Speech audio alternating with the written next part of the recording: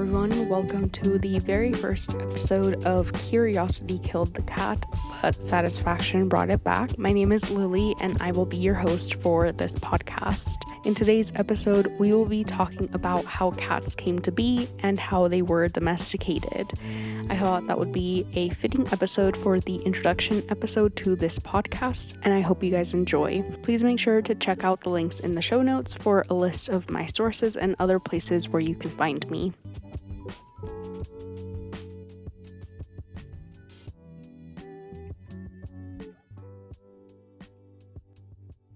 According to Wilson and Reader's Mammal Species of the World, cats are mammals. They're under the family Felidae, which is where you will find your tigers, cougars, ocelots, lions, etc.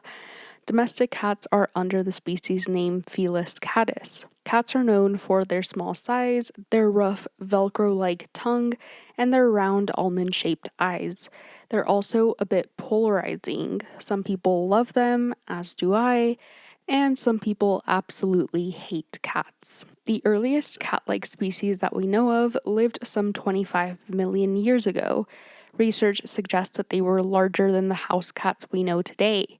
They did have similar characteristics like retractable claws and a flexible spine, but they were also solitary animals.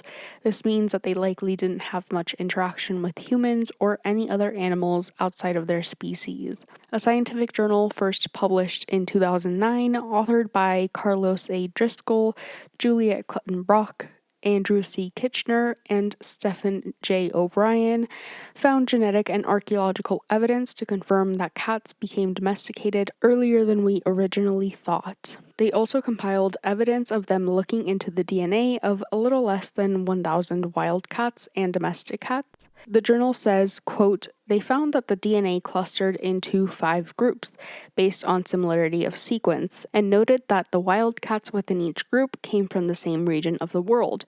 The domestic cats, however, grouped only with Felis sylvestris libica, the Middle Eastern cat. This result established that all domestic cats are descended from Felis sylvestris libica alone." End quote. This wild cat has longer legs than the domestic cat, but is otherwise around the same size as the domestic cat. They coexisted with humans along the Fertile Crescent, which is a crescent-shaped region that spans through Iraq, Jordan, Palestine, Lebanon, Turkey, Syria, Kuwait, Cyprus, Egypt, and Iran. It's largely believed to be the very first area where the practice of agriculture started, at least on that side of the world. The journal goes on to specify that, quote, "The results revealed 5 genetic clusters or lineages of wild cats. 4 of these lineages corresponded neatly with 4 of the known subspecies of wildcat and dwelled in specific places: Felis sylvestris sylvestris in Europe, Felis sylvestris beati in China, Felis sylvestris ornata in Central Asia, and Felis sylvestris caffra in Southern Africa. The 5th lineage, however, included not only the 5th known subspecies of wildcat, Felis sylvestris libica in the Middle East, but also the hundreds of domestic cats that were sampled, including purebred and mixed breed felines from the US, the UK, and Japan. In fact, genetically, Felis sylvestris libica wildcats collected in remote deserts of Israel or ancient Palestine, the United Arab Emirates, and Saudi Arabia were virtually indistinguishable from domestic cats. That the domestic cat grouped with Felis sylvestris libica alone among wild cats meant that domestic cats arose in a single broad locale, the Middle East, and not in other places where wild cats are native." End quote. This means that the domestic cat was carried throughout humanity's history. Humans carried the cat wherever they went, and thus places all over the world now have house cats. What's also interesting is that before 2004, it was widely believed that cats became domesticated only 3,600 years ago, and that their domestication happened in Egypt. However, in 2004, archaeologists of the National Museum of Natural History of Paris found a grave of a human buried with a cat. The grave was found in Cyprus, which is an island in the Mediterranean, and was found to be 9,500 years old. Alongside the human and the cat, the grave also had stone tools, seashells, and a lump of iron oxide. This finding was weird because the Felis sylvestris libica was not native to the Mediterranean. The conclusion that the researchers came to was that humans had traveled with their cats over hundreds of years. Through further research, it was found that cats started domesticating themselves somewhere around ancient Palestine some 12,000 years ago. There are two leading theories about how cats became domesticated. The first theory says that when farmers started planting and storing grain, mice and other rodents would find their way to the stored grain. Obviously very inconvenient and not something that you want when you're trying to feed an entire community. Because of the rise in population of rodents around human settlements, wild cats found a new area to hunt in. The Felis sylvestris libica tends to be a lonely type of cat, so they really just approached human settlements for the food. However, some of the more social cats would receive more food by humans who appreciated their help. The more social cats were, the more likely they were to survive based on the food and attention they received from humans, and therefore those traits were more likely to survive and evolve. The second theory says that because cats were hunters, they just naturally evolved alongside humans. Farmers saw how helpful this tiny little hunter was and brought them into their farms and communities. This theory also implies that cats may have a longer history with humans than we know now. Either way, both theories suggest that cats domesticated themselves and humans accepted them because of their usefulness. Now that we know a little bit more about how cats domesticated themselves, let's talk about how they became worshipped. Saying that cats were worshipped is a bit of a misnomer, a bit of a misunderstanding. Julia Troche, an Egyptologist and assistant professor of history at Missouri State University, says, quote, "The ancient Egyptians in general did not worship animals. Rather, they saw animals as representations of divine aspects of their gods." End quote. According to History.com, Egyptians mostly appreciated the help that cats provided them. They chased away venomous snakes. Troche actually says, quote, "In tomb scenes, cats are shown laying or sitting below chairs, chasing birds, and playing. In some mortuary texts, they are shown with a dagger cutting through Apopis, the snake deity who threatens Ra, the sun god, at night in the underworld." End quote. The cat's attack on venomous snakes led them to be seen as protectors. Both the goddess Sekhmet, a lioness protector deity, and Bastet, first depicted as a fierce protective lioness goddess, and later depicted as a protective house cat mom, were depicted as protective cats because of this, because cats protected Egyptians from dangerous animals and rodents. This I thought was not only adorable, but also so telling of how mythology formed in ancient Egypt. Because ancient Egyptians were buried with things that were significant to them in life, they were also buried with their cats. The belief was that, quote, "the tomb was one's posthumous house for eternity," end quote. So in burying their cats with them, ancient Egyptians believed that they would spend all eternity with their cats. Some would also mummify their cats to take the form of a mummified cat in the afterlife. Monique Skidmore, a professor of anthropology at Deakin University, says, quote, "Ancient Egyptians held cats in such high regard because of the practices and preferences of their gods, but also because their kings, the pharaohs, kept giant cats. Members of the Egyptian royal class dressed their cats in gold and let them eat from their plates," end quote. Skidmore goes on to say, quote, "Cats were not worshipped as gods themselves, but as vessels that the gods chose to inhabit, and whose likeness gods chose to adopt," end quote. This is why it was illegal to kill cats in ancient Egypt unless you were planning on mummifying them and getting buried with them. Many cultures around the world loved cats, and although they didn't worship them to the extent that Egyptians did, they were highly appreciated. It was said that a Sufi saint, Ahmed al-Rifai, had a cat named Mweza, and that he loved cats so much that he would take his cloak off before moving a cat sleeping on him. According to the book The Biographies of the Flags of the Nobles, quote, "It was said that a cat slept on how much?" I'm assuming this is a mistranslation, but I will leave a link in the show notes so that you guys can read it for yourselves. The quote continues, "Sheikh Ahmed and the prayer was raised, and he cut his tide. And what disturbed her, then he sat down, and he delivered it, and said, nothing has changed." End quote. Ancient Greece also did not worship cats in the way ancient Egyptians did. However, there was a coin found that showed the city founder of region playing with a cat. The Greeks had a word for cats, ailuros, which means thing with the waving tail. Aristotle thought that female cats were promiscuous and slutty. His book, History of Animals, Volume 5, says, quote, "Cats do not copulate with a rearward presentment on the part of the female, but the male stands erect and the female puts herself underneath him. And by the way, the female cat is peculiarly lecherous and wheedles the male on to sexual commerce and caterwauls during the operation," end quote. Pliny, a Roman military commander and writer, agreed with the sentiment of cats being lustful, or symbolizing lust. Interestingly, Artemis had nothing to do with cats until Ovid decided it would be fun to link her with cats. Someday we will talk about my hate for Ovid, but today is not that day. A goddess who was linked with cats was the Norse goddess Freya. Because she is depicted as having a chariot pulled by two cats, farmers would leave her offerings to ensure that their crops were free of rodents. Cats actually did not arrive in China until the Silk Road, or until 730 to 1800 CE, but researchers found paintings of cats in two Tang dynasty tombs dating between 820 and 830 CE. In Japan, cats were seen as bringing good luck. In fact, the Japanese lucky cat statue, or maneki-neko, was created after a man was saved by a cat from a lightning bolt. The story goes that the man, a samurai, was visiting the Gotokuji temple in Setagaya Ward, Tokyo. He was under a tree taking shelter from the storm when he saw a cat waving him into the temple, so he followed the cat inside the temple, and shortly thereafter a lightning bolt struck the tree he had been sitting under. The story was so inspiring that little statues of a waving cat became all the rage, and to this day you'll see these lucky cat statues all over Japan, especially in businesses. They're said to welcome in luck and good fortune. If their right paw is raised, it symbolizes bringing in money and good fortune. If its left paw is raised, it's said to attract customers and good business. This is the cat you'll see most often in businesses. And if both paws are raised, it's said to offer double the luck, although it's also seen as greedy. Colors also vary and mean different things. For example, if your cat statue is red or pink, it's said to attract love and romance.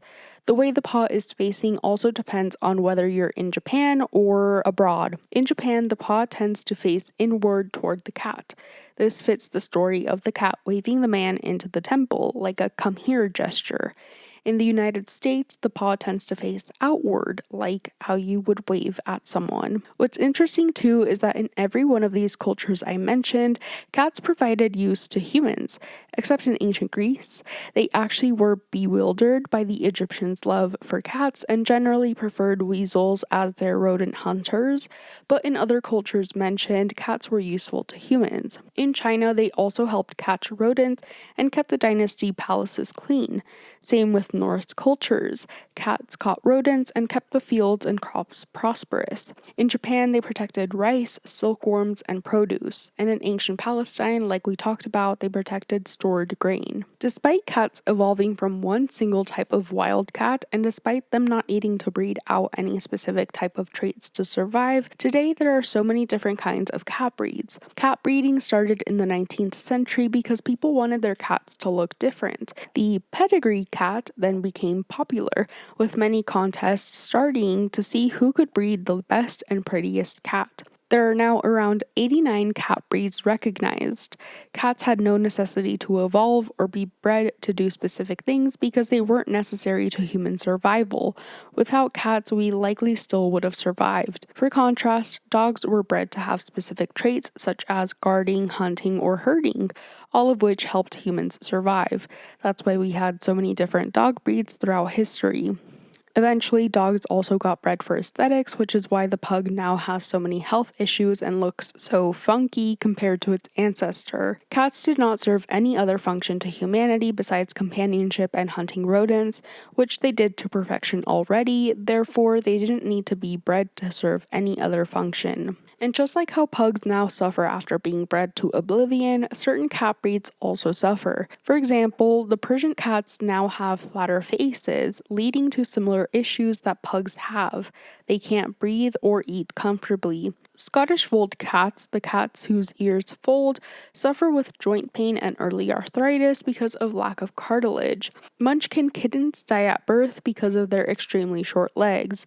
Of course, irresponsible breeding is a huge issue to both cats and dogs. Irresponsible breeders tend not to test their animals for genetic issues, and they breed at quick rates for money. This PubMed article I found is for dogs, but applies to cats as well. They say, quote, however, over time preferences have shifted from functionality to aesthetics, resulting in a diverse range of dog breeds with varying sizes, shapes, and coats. Unfortunately, this focus on design and appearance has led to fad breeding, causing genetic disorders, health issues, and a loss of biodiversity, end quote. Nowadays, cats are the second most common household pet you'll find, second only to dogs. They're self-cleaning, self-reliant, small, and very cute and affectionate. Like I said at the beginning, some people absolutely hate cats. Reasons for hating cats vary from the fact that cats apparently can be assholes to the fact that cats are independent and don't like their boundaries being invaded. Cat haters are passionate dog lovers for those exact reasons. But I'm here to tell you that if you treat cats like their own independent being with free will, they won't hate you or scratch at you or hiss at you.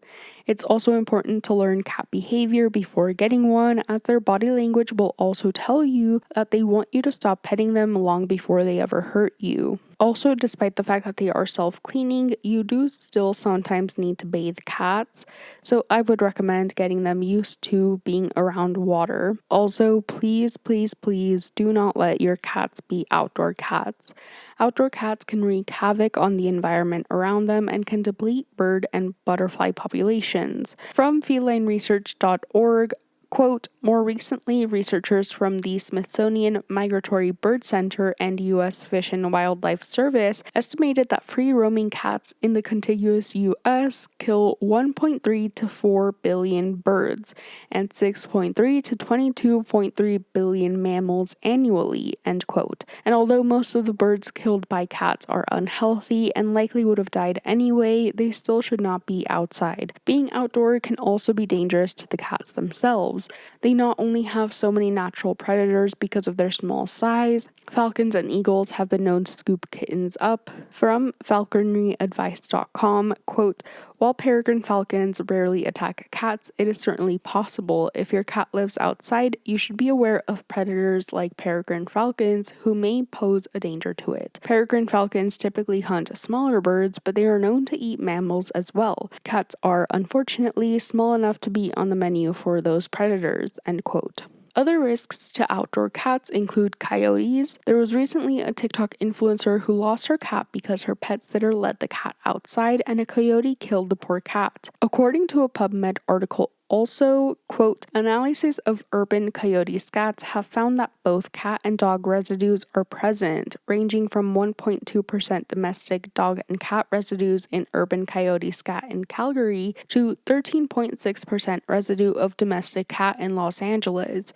It has been suggested that coyotes rely on pets, including cats, as a food source, especially during the winter and spring when their regular prey, for example, birds and rabbits, may be inactive or hibernating, end quote. Dogs, foxes, and alligators are also a danger to outdoor cats as well as other outdoor cats. In my neighborhood, we actually have several outdoor cats, and the weakest of the bunch is always showing up with scratches on his face and eyes. Diseases and parasites are also a threat to outdoor cats.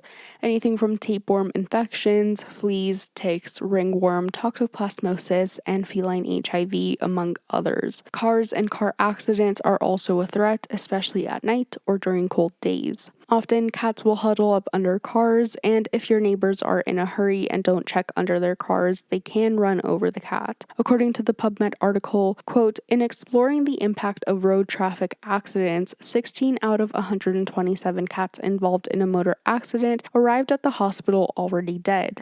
11 died subsequently to the visit, and 25 developed severe injuries, resulting in long-term health issues such as limb amputations, ongoing bladder problems, and ruptured diaphragms, end quote. Snowstorms, thunderstorms, flooding, frostbite, and drowning are also all very credible threats to outdoor cats. cats. Another TikTok I saw recently was of an Uber Eats driver taking what she thought was a stray cat, but was actually a cat that belonged to the person who ordered the food, and everyone in the comments was defending the Uber Eats driver. On that note, you should microchip your cat and make sure they're wearing a collar, even if they're an indoor cat. You never know when your cat will rush out the door.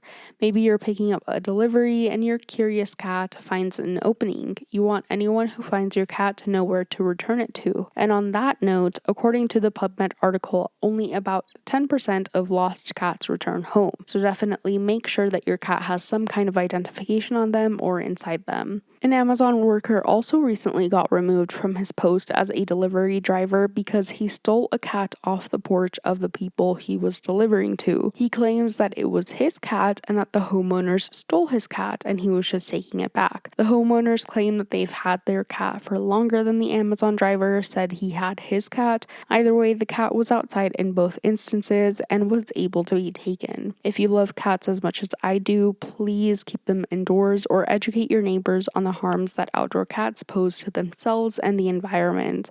Anyway, that is all that I have today. Thank you so much for listening to the first episode of Curiosity Killed the Cat, but Satisfaction Brought It Back. I will see you guys in the next episode, which will come out 2 weeks from now. Bye.